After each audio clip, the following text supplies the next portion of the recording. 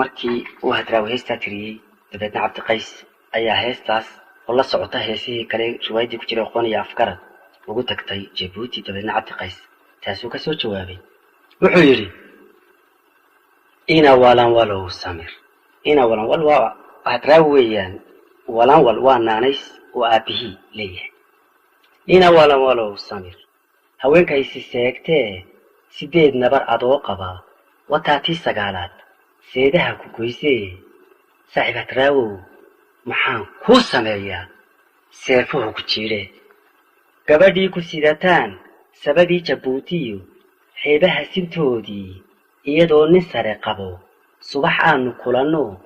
sababtiina caashaqa markii aan su'aalay waxay soo banleedahay hadba saacan joogaan tukada salaatee adoo sabab wanaag yaal ruuxa sayrac ka jira looma sacab garaacee sifaheedu wuxuu yahay siri way jirtaa kowdi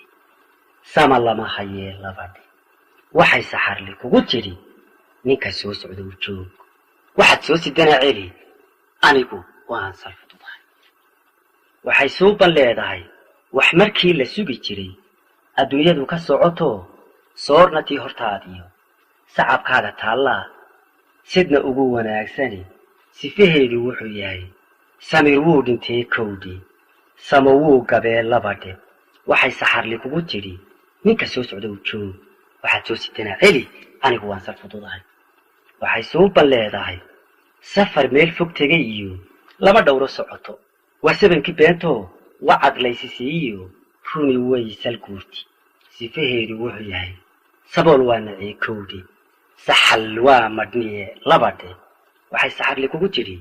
ninka soo socda u joog waxaad soo sidana celi anigu waan salfudahay